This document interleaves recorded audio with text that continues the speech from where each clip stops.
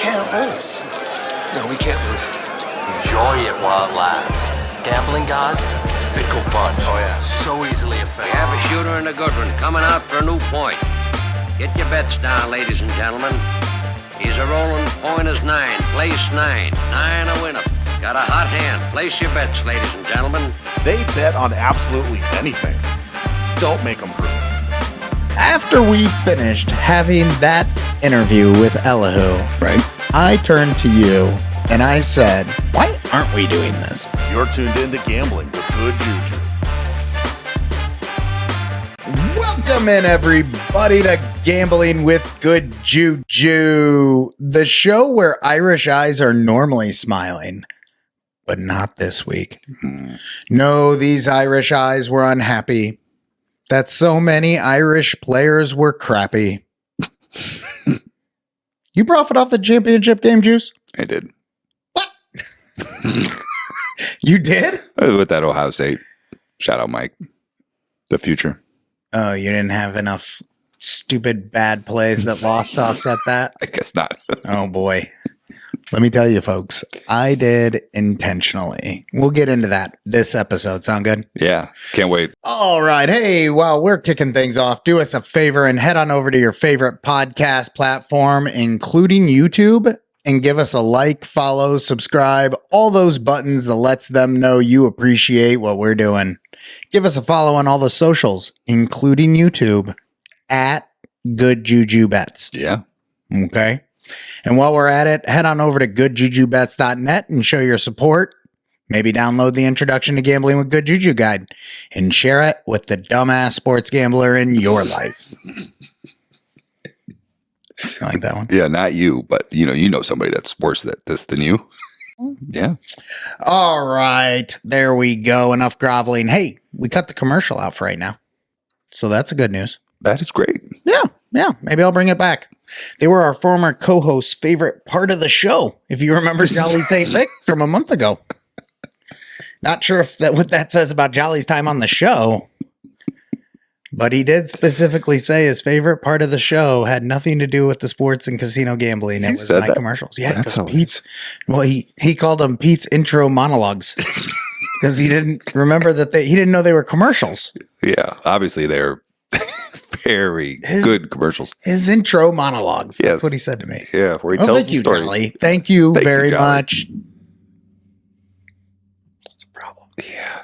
Thank you very much, Jolly St. Vic. Really appreciate it, my man. Yeah. Thanks for listening. All right, folks, I got a lot on my mind. I want to know what's on Juice's mind, and we've got another discussion topic to wrap things up. It's time for the heat check. Check. We are going to start with the 4 days, 1 week too late national championship follow-up report. Because I don't actually care about the results. I just want to talk about the fact that I intentionally bet with my heart. Mike Montesano gave out Ohio State a long time ago. I had a ticket, a future on Ohio State. It wasn't for a ton of money, but I had a hold on them. Sure. And I bought out of it, every penny of it, on Moneyline Notre Dame, and then piled up on a bunch of other stuff with different Notre Dame props. And I'm going to tell you why. It's because I grew up an Irish Catholic kid in Central Illinois. Yeah. So you know what? You're in Peoria, Illinois. You either love Notre Dame or hated Notre Dame growing up. Mm-hmm. And I love Notre Dame growing up. So I felt that I had to support them. And the one thing I thought leading up to the game, the one thing, Ryan, Yeah. was every time I feel like I know what's going to happen, it goes the other way, right? It's that philosophy of I'm missing something. Mm-hmm. Well, boy, as I was piling wager after wager after wager on Notre Dame, I was saying to myself, this is so dumb. Ohio State's going to smoke them. And the reality is the game came down to one field goal, right? And that spread could have landed very easily on either side. The spread for sure. Yeah. But in my heart, I was saying to myself, well, normally when I feel really good about a game, as I do with the team I'm not betting on, it doesn't go my way. So I thought in this scenario, surely Notre Dame's going to cover because I have no faith in them. The old reverse psychology on yourself. But no, it turns out for the first time, Breezy was sharp. Nailed Yeah. it. Well, Jordan. Nailed Yeah. it. You know? So I did think that maybe Notre Dame would have a chance, and they didn't. Yeah, I mean, not really, right? It was awful. It was It wasn't awful. even fun to watch. That was the biggest problem. It was a huge letdown. Is there anything more disappointing than getting jazzed up for all the fellas, all the friends to come over for the big game, and then you sit around and spend the whole game waiting for the game to be a game? You're right. It's exactly what happened. Like we were just like, all right, here we go. What was it? 21-7 at halftime? It was a snoozer. I don't know. It was not good. And then the second half was just, panicked from Notre Dame and, run the ball out of Ohio State. 35 seconds of hope. Yeah. 35 seconds we were in that number. And then one third down pass thrown up in a prayer. But good throw, good pass. I'm not taking anything away from that. That was Fair great. enough. Overall, though, championship tournament was an improvement Yes. to your betting and or viewing pleasure. Viewing pleasure. Bowl games are destroyed. But bowl games were kind of destroyed before this. Yeah, because everybody opted out, and So this is more relevant football games now. there are additional relevant football Yeah. games, which is enjoyable. There are less relevant college football postseason games today than there were 20 years ago in my mind. Oh, because everybody tried for the Because, yeah. And bowl game mattered to everyone. Yeah, the bowl games people cared about. Yeah. And it just, come on. Like, Yeah, they're a joke, right? I mean, Illinois' best player didn't play in it this year in their bowl game, and they won, but like, what is it? Was that because he was transferring? Going pro. Oh. So if they go pro, Yeah, the they're not gonna play. the bowl games aren't important enough if you're going pro. Right, obviously. So they're not important. Yeah, okay. So there So- was a few extra weeks and games that were worth watching. I thought it was overwhelmingly more enjoyable than last year. I was excited and I thought it paid off. Yeah, good. Viewership numbers didn't show it. Oh, really? 22.1 million viewers. On the title game? Yeah. People weren't too happy about that. I don't know what's a good numbers, Yeah. but Yeah. lowest numbers in several years or something. Really? With Notre Dame, Ohio State? That's surprising. Barely better than TCU when they played in the title game, maybe. Oh, With boy. Notre Dame and Ohio State. Yeah, wow. Now, who knows how all that's getting aggregated? So, Yeah. Was if the SEC fans were pissed off? I don't know. no SEC team in the Right. title game. Maybe they learned their lesson on that. Oh, baby. Conspiracy theory. We've got a new conspiracy theory for the season. Let's see what happens with the SEC next year. Can we bet an SEC team will be in the championship now? Go on. That's it. Yes, we can. Yes, We can very sharp. soon. We can very soon. All right, fantastic. So let me just break down one more thing Okay. before we move on here. So the game closed. Ohio State 8.5, kind of looked in that range. I got 8 off of one numbers, but it was 8.5 really close. So 46 was the total. Ohio State was the runaway leader in tickets and money in BetMGM's college football futures market. The Buckeyes drew 1.5 times more bets than the Irish and 3.5 times more money over the course of the season in the futures market. Okay. Guess which team Vegas wanted? Well, feels like a loaded question. So, Ohio State? Correct. They wanted Ohio State just because of the length of the odds of the tickets that were held on Notre Dame. Oh, interesting. But going into that game, you would have heard all the chatter about, oh, well, Ohio State's getting all the tickets and all the money and all Got the it. other stuff. Yeah. But from a futures perspective, Bigger they were liability. they had a bigger liability on Notre Dame Oh, interesting. than they had on Ohio State. Yeah, that's wild. Yeah. You would think, Notre Dame would be a franchise that would get maybe overbet a little bit.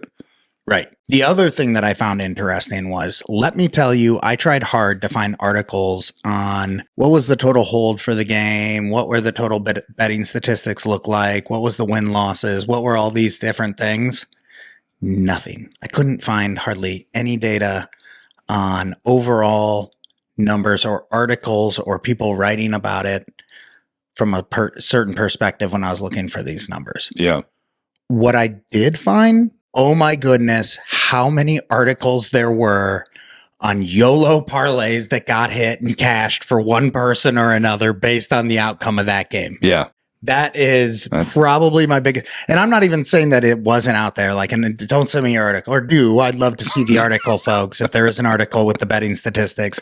But let me just tell you, if you Google betting statistics game, filter your results for after the game ended, Yeah. it is better wages, $435,000 on this. Yeah, we saw that one a lot, didn't we? Yeah, and 8-leg parlay comes through on, or better cashes out 8-leg parlay, blah, blah, blah, blah, blah. Like all these other things are popping up. Nothing about, well, here's some interesting facts on gambling markets within the U.S. based on the national championship game. Yeah, And I think that's enlightening as far as the overall ecosystem. sure. You know what I'm saying? I know what you're saying. They definitely want us to YOLO. Very much Very so. much. So just remember that, people. Yeah, Just think easy on the about low. Easy on the YOLOs. Easy on the yellows. All right. So next up is the Super Bowl, another event I have no stake in, but am certainly excited to overbet and lose on. Yeah, absolutely. Right. Super Bowl will be having at your house as well.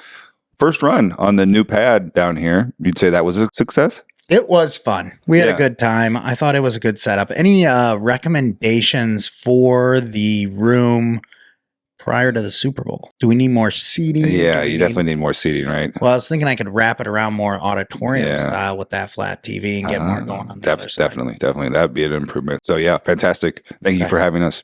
What do you got going on, my man? Well, I know pretty quickly here we're going to get into the old overarching goal for the year, right? Talk about that. Where We we're at. are going to be breaking down as our discussion topic today, and I probably Yeah. should have mentioned this sooner, our foray into level 3 betting. And just real quick on this, because I didn't Yeah. put on the notes Oh, and sure. I don't want to forget, so let's get it out there. Mhm. Folks wondering more about kind of that journey between level 1, level 2, level 3. We did an interview with Colin Davey on the levels of sports betting. Yeah. Go check that out for a nice refresher. Maybe we can get a little preview of what level 3 betting is as a clip. Throw that out there. at Yeah, some point. fantastic. Walk us through level 3. So usually the curiosity that is spurred from level 2 to level 3 is you internalize that these markets or some markets are inefficient. And you wonder, how does anyone come up with that number? Because, like maybe you're subscribed to some release services like ETR, where like they release their prop projections, or they say this thing is a good play and the market moves accordingly.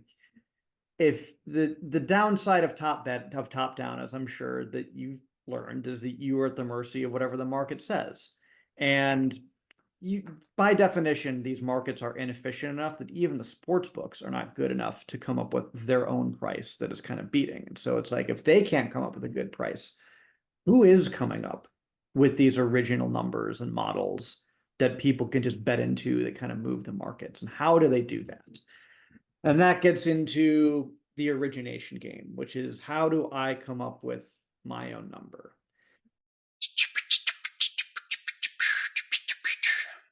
So with that, I did want to get back to my goal for the year. Go for it. Now, you may recall I was throwing out some very confident numbers at my bubble craps game for the year. My goodness. Okay. All right, so drum roll. Yeah. We're about 1 month in. Okay. I'm up $15.25. 10,000 is right around the corner. Right, so that leaves me about 9,000 and that's short.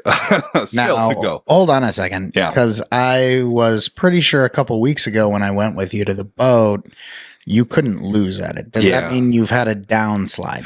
Perhaps. Did they fix the machine? Or was it not a real advantage because you couldn't explain to me in any way, shape, or form how it was an advantage? Perhaps I was just wildly overconfident. You were doing that successfully. So I'm doing this other little strategy, and it's like, paying some dividends here, but it is a grind and it's getting boring, and I've lost some, as I alluded to, but I'm up, blah, blah, blah. So I've been dabbling with the live tables again on my lunch breaks. Okay. So the other day, last week, I go over and I find a very melancholy table with two guys at the craps table. Okay. And I walk up and the dealers are all like, oh, don't worry, Ryan will turn this around, right? Nice. Yeah. So I'm like, oh, great, ice cold table. And these guys looked at me like, 1 foot in the grave. Like, this is over. So at this point, I'm pot committed. I got to get my money out, right? And I do. And I'm playing this very absolute slow roast to where I don't even get any money on the table until like the 3rd or 4th roll. Are you rolling yourself? Well, not yet, because I just walked up, right? Okay. I don't even get any money on the table for these first 2 guys because they don't get that far. Right. And it's like, okay, I'm assuming I'm going to shoot. It's like, you don't have any money on the table. It's like, yeah, let that guy shoot, please. Right? Awesome. I hit a point. The table gets so excited, right? Okay, and a nice 7 out, right? Next guy gets a little energy, puts $110 out there, 0.7's out. All right, he's gone. He's like, I got to get out of here. What he meant was go to the blackjack table. So he's away from the table. Now it's just me. Let's call him Joe. Me and Joe. So Joe's like, all right, hit it again, my man. Let's do this. Start getting a little active. I'm rolling the dice, feeling pretty good. I hit the tall. Okay. Joe is ecstatic. Then it's like, still going. Right. I'm down to just the 2. Okay. He starts chirping for it, right? Like, come on, hit this 2. So I'm like, all right, you want the 2 so bad? So I put $1 on there and roll a 2. Awesome, right? So I'm hot and I'm feeling it. So I hit the all tall small for this guy. He's playing 5, 10, 5. Okay. So like some serious coin on it. Okay. So he starts throwing me cash and stuff. Everybody's high-fiving. The total atmosphere changes. Right. And it's like, okay, come out. Then he rolls and I roll. Then he rolls and I roll. Then I hit the tall again by itself. And he like throws me some more cash and stuff. So it was overall a pretty good experience. For me, financially, fun. This guy, he said when I walked up, he was down $1,400. Yes. And when he left, he was up $2,700. Good job. Yeah, how about that? So a little good juju there. Did you give him a sticker? Yeah, I did the next time. Okay. Yeah, because Joe's a regular. Okay. Now we hang out. Okay. Yeah, so Joe's in. So now Joe's into the clique. Totally. Joe might be listening to this episode. Yeah, his name's not Joe because we're protecting the innocent on this. Right. But yeah. Do I know Joe? Absolutely not yet. No, not yet. I'm going to meet Joe. You definitely will. Because I started talking to him and Steve was like, oh yeah, I know Joe. Of course Stevie knows Joe. Of course Stevie knows Joe. I meant to include a no. We had a nice comment from Stevie on the video. Yeah. Stevie's also the author of the roulette strategy. Oh yeah. We talked about last week. Yeah. He gave it its stamp of approval the way I explained it. Yeah. So long story short, I'm still trying to grind out the bubble craps a little bit, but it is getting boring. Just going to hit the button? Yeah. Well, why aren't you just trying to turn 20 into 40 in 10 minutes? Well, yeah, I was doing that and I got kicked in the teeth a couple times, so I stopped doing that. So now I'm doing a little bit more of a slow burn strategy, and that's boring. It takes a while. Yeah. I liked it much better when you were like, look, give me $20. Bang, bang, bang. Get your 40 out. Let's go. Yeah, let's go. Got all the slot machine money back. Because that's the beauty of it is that's kind of like my new ADH strategy with the casino. Yeah. You just walk up to something, give it 10 minutes and then walk away. You do that at a craps table. People are like, where are you going? Yeah. You know? Yeah. You can go up to a video blackjack machine. Boom, boom, boom. Go up to a slot machine. Boom, boom, boom. Go up to a bubble craps machine. Boom, boom, boom. Yeah. I am implementing a new little bit of a strategy on my end where I play for much shorter amounts of time. Even when you go to a table? Even when I go to a table. Does that get awkward at all when you're like buying in and then... The only problem is when I'm having fun and I don't want to leave. You never have to if you're having fun. Yeah, you say that and then your money's gone, right? That's the whole trap. That's the whole trap of the casino. So little self-help, working on myself, trying to get away from the tables quicker in general, which will help when, you want to leave with some money in your pocket. We need to do more of that. New year, new me. Yeah. Anything else on the casino side of things? So yeah, fun trip report. I think we'll maybe talk about my new craps table strategy next week. So a little tease there. I think you're going to like it. Let's just say you may be farming the field instead of reverse farming the field. Ooh, I'm interested. Yeah, you're going to dig it. Little tip for the audience. Party City is going out of business right now. And you're getting huge savings on all their things. And no, they're not advertising with us. But let me say this. I picked up a 6-foot craps table replica cover. You can get it in a blackjack table. You did? Or a craps table. I can't believe I've forgotten to tell you this. Oh my gosh. This is a big deal. Yeah. Awesome. So folks, head to your local Party City, go over to the gambling party wear section and see what you like. Because if you're into it, it's kind of fun. So you got the craps table one? I got the craps table and the blackjack one. Yeah, so we're going to throw dice on Super Bowl. I had a merchandise credit at Party Like City. from a return? They were, like liquidating, so we had to use it. Oh, that's fantastic. Yeah. Yeah. So I was like, I don't know what to get. Okay. You could have picked something worse for sure. Doc Breezy doesn't know yet. Oh, well, she will tomorrow. Yeah. When she listens. Tip for the day, folks. I Party can't City going out of business makes me sad. I won't do an in memoriam Yeah. for them, but just know, folks, I got my teeth cut in a party supply store all those years ago. You remember that, Juice? I do.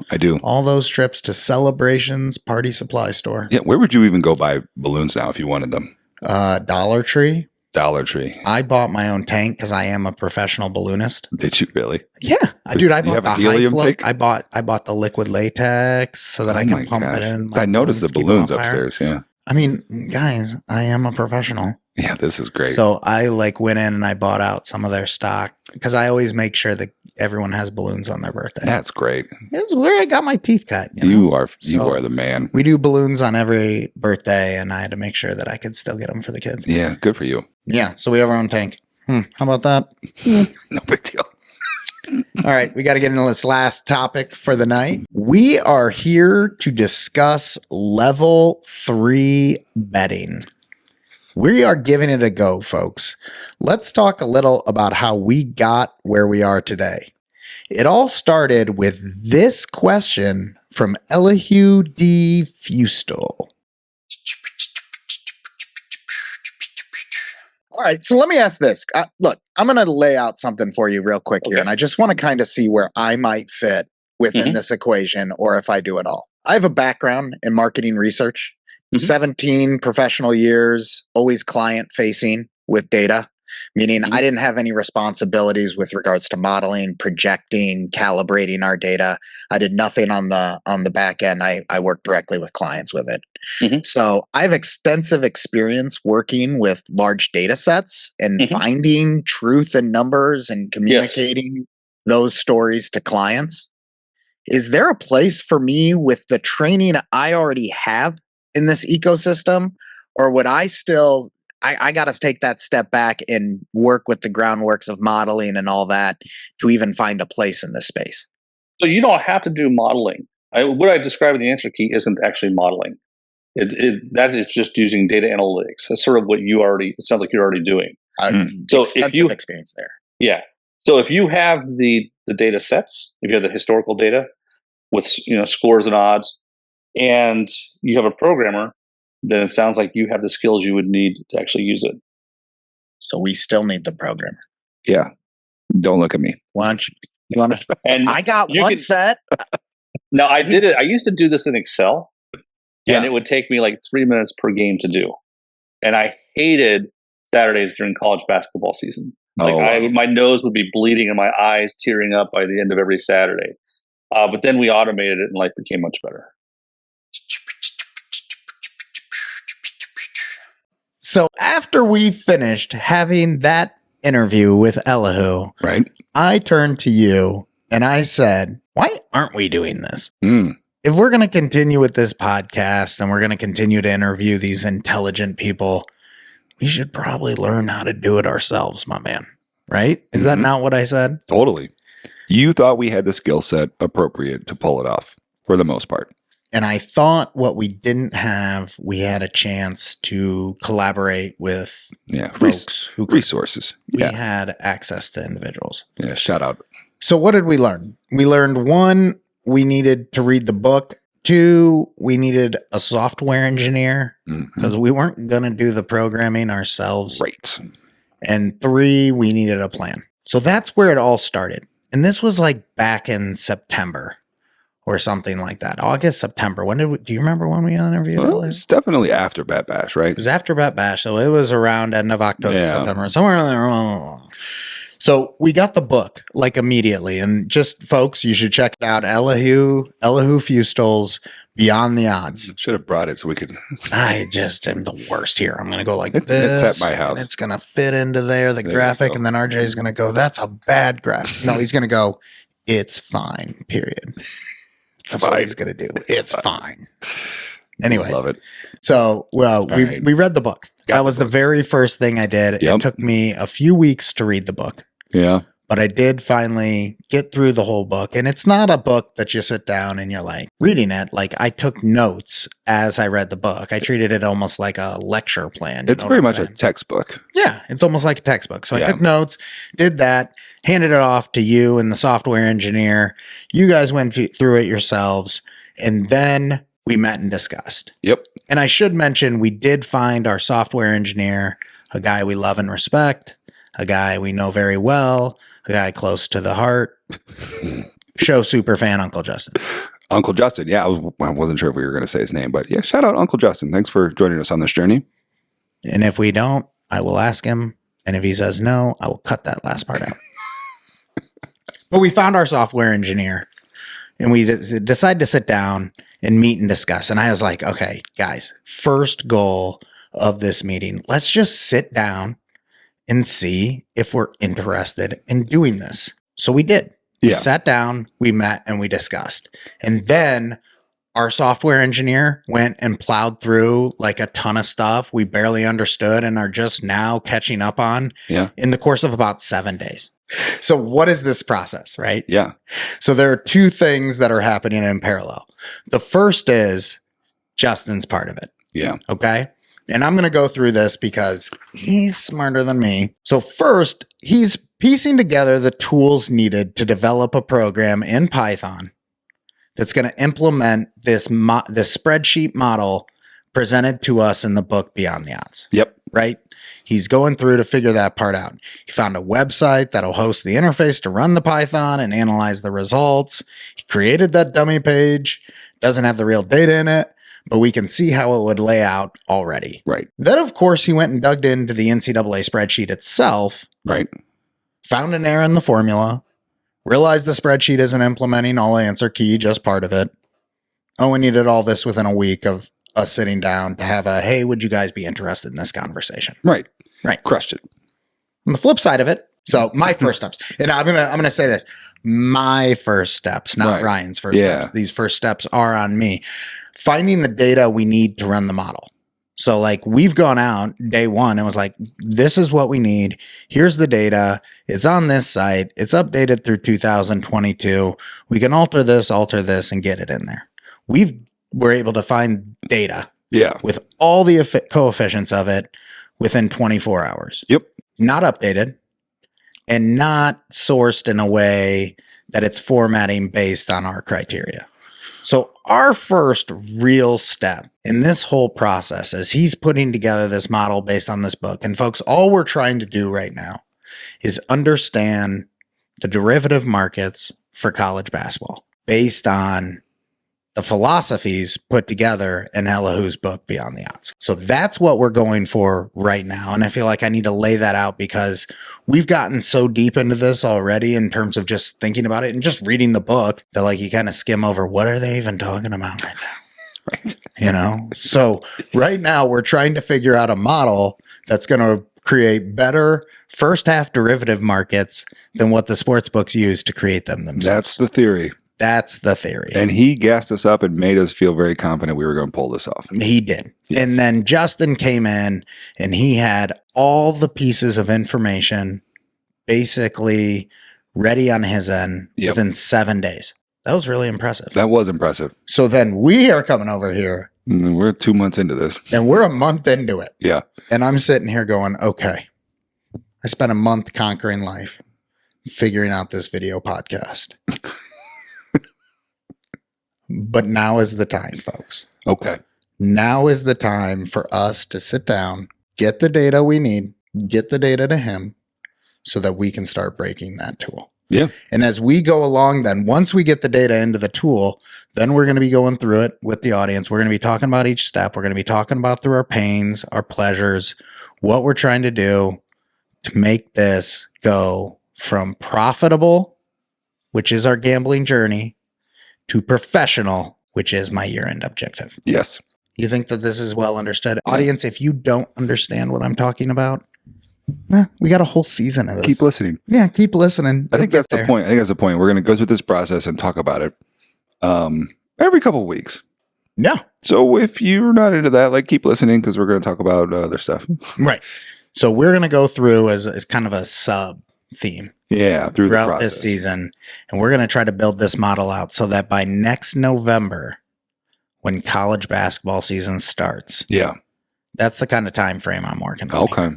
By next college basketball season, we are using this model to profitably bet college basketball. So Thanksgiving, thereabouts, right? Right. Yeah. That's when the good ones start. Yeah. Okay. Early November. Does that sound good? Yep, that sounds great.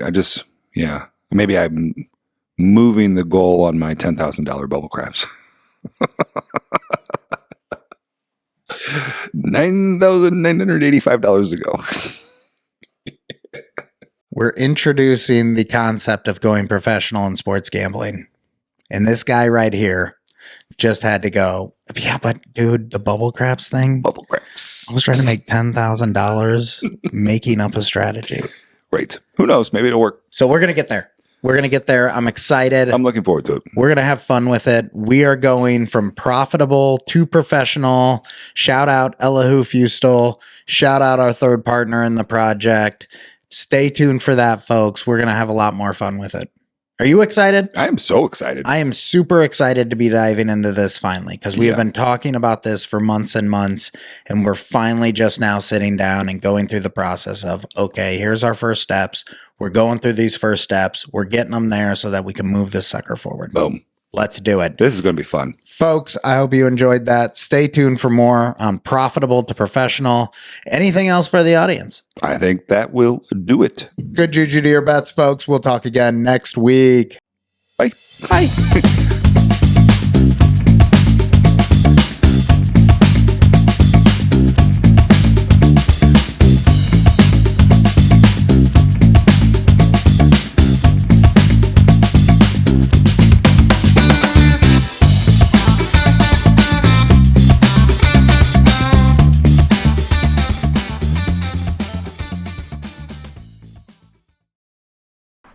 I don't know what I'm doing.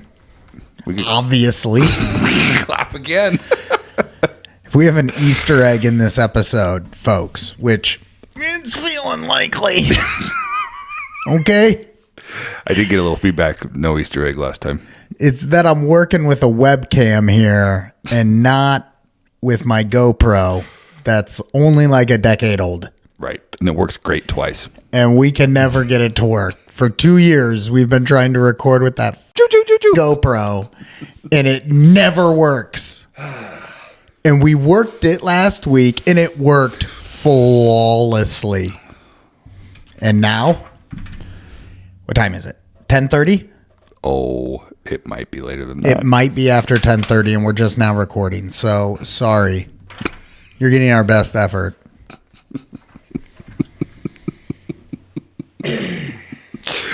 And I'm not doing a commercial.